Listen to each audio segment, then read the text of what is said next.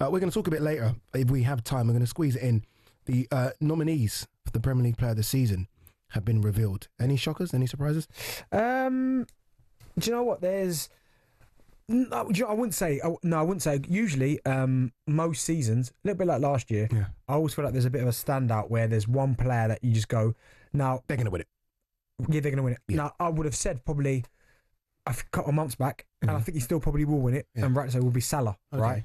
But his form has dipped. It's dipped. The last, I mean, his number. You look at his numbers, and you still go. You almost felt like he was going to get like just potentially 40 goals. 40 goals again. Yeah, I thought he was going to go. And was he 28? 28, Which is still.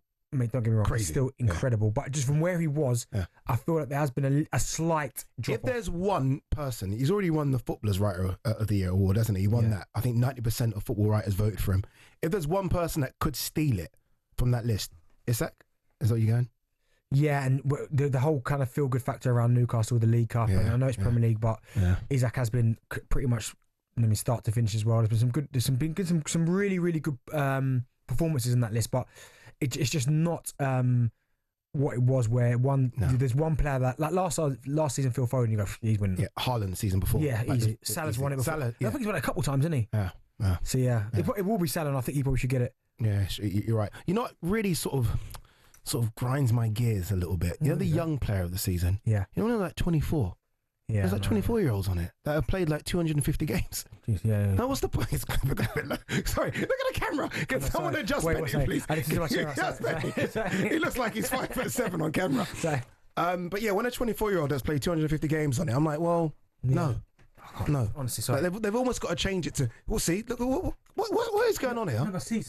No, it's not moving. You don't do this with Goldstein. It's not moving. I feel like you play around with me. Don't do this with Goldstein. This is really unprofessional. I'm testing you. Okay, it's a good test. I'm testing you. Test. But no, yeah, it was. I think Salah will win it. Yeah. But manager of the season will be quite difficult because actually it's not going to be because it's only slot. Yeah. I think there would have been serious discussions and they still might, by the way. They won't. But if Forest, they won't. Finish third, then it's like no, top 4, top 5. If Forest get a Champions League spot, yeah, true. But if you manage third best team in the Prem, that thinks I'm doing that. Yeah, Glasner, Crystal Palace. Yeah, he's been incredible. I don't know if he was in it, but I think he's turned it around.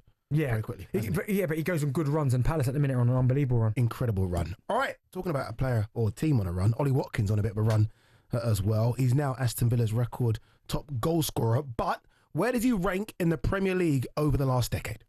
Massive moment here as Ollie Watkins puts Aston Villa ahead. Very important. He is our striker, always doing his job. Unai Emery must be rubbing his hands together with the weaponry he's got at his disposal at the moment. Well done, Ollie Watkins. Yeah. Getting the Aston Villa's all-time Premier League goal-scoring record. And I thought it was lovely when he was celebrating. The Villa players were around him, just pointing to him and saying he's the number one. They're very aware of what the goal meant. Man, then you started crying, Jamie, when it went in. I was like, Lino, offside Lino, he's offside. Yeah, Ollie Watkins' winner against Bournemouth over the weekend means that he's now Aston Villa's all-time top goal scorer in the Premier League. He scored 75 goals in 182 appearances. That's pretty good, isn't it? Yeah, it's incredible. He's also got 33 assists to his name as well. And earlier this week, he caught up with the man whose record he finally surpassed, talkSPORT's very own Gabby Ogbonlor. And Gabby asked him which of these goals is his favourite. I think last year against Arsenal. And is this game over? Arsenal 0, Aston Villa 2. Ollie Watkins may have just ended this game on the counter-attack, played over the top. Watkins one-on-one, and under plenty of pressure, a cool finish to chip it over Raya. Even though it wasn't like the winning goal, I think we were going to win that game anyway, but because it was like slow motion when it went over Raya, and then I can see the away end, like I'm running, I can see the fans just going crazy. Yeah, I think that one was my favourite. Surely the next target now, mate, should be to get into the 100 club. Yeah, definitely. I think there's not that many players that have done that. So, 100 Premier League goals is something that I've got my eyes on. I've got a mirror at home actually, and in my dressing room. I wrote all my targets on there. It's nice that I've ticked off the other record, and yeah, that's the one that I've got my eyes set on. We're going to talk a lot about Ollie Watkins on this show today, but before that, I do want to get your thoughts on that 100 league. Obviously, you've scored 100 Premier League goals, and me and Benny were speaking before the show, and I was like, honestly, I was stunned that you don't get anything for it. No, I get well done. Congratulations in the club. Not even a certificate. No, nothing. But honestly, like the Premier League needs to look at that. Like, surely it's such an important milestone, isn't it? Yeah. 100 Premier League goals is incredible. Yeah, I always like to often look at the players who didn't make it into that, and that's when you start to think, well, do you know what? That is some achievement. Yeah. He'll do it as well. Ollie Watkins will do it. Oh yeah, I mean, he's 25 away. Yeah. So I think he's definitely going to do that. He'll be in there. He's been really consistent for Aston Villa in terms of every season, double figures in the Premier League. And he's been top draw, and he's had a lot to deal with because how top draw? Like I think you saw his finish in the European semi-final for England. That takes some doing. Top level, you don't know yet until he's actually there playing for a club that's.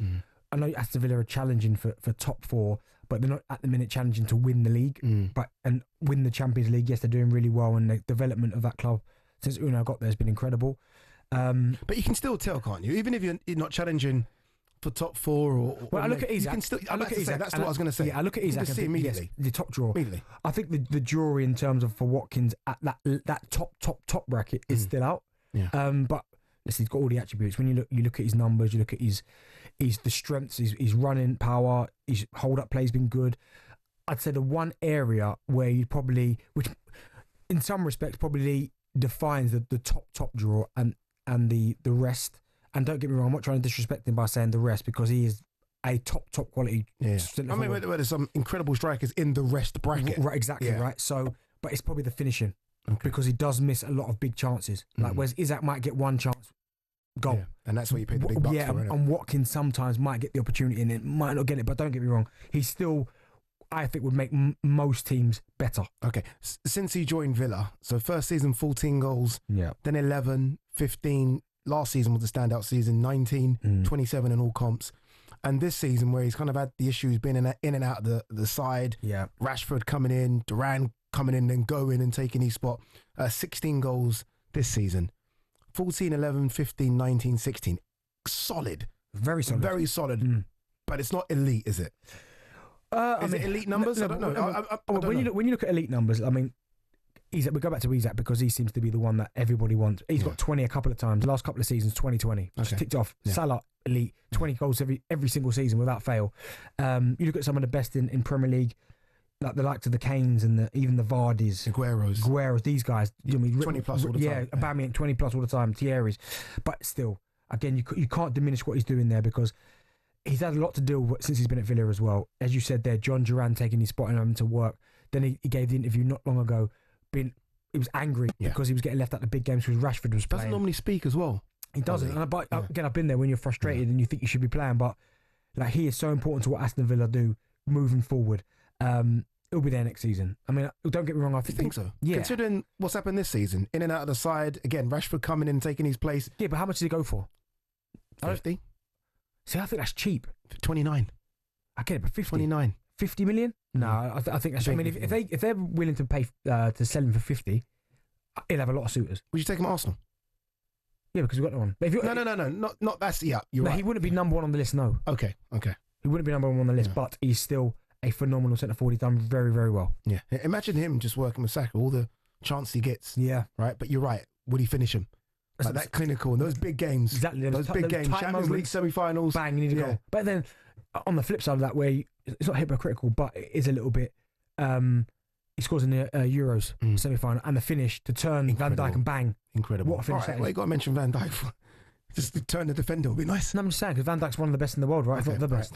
Very quickly, does he rank in the top 10 number 9s of the last decade? Top 10. He's in mine at number 8. Okay.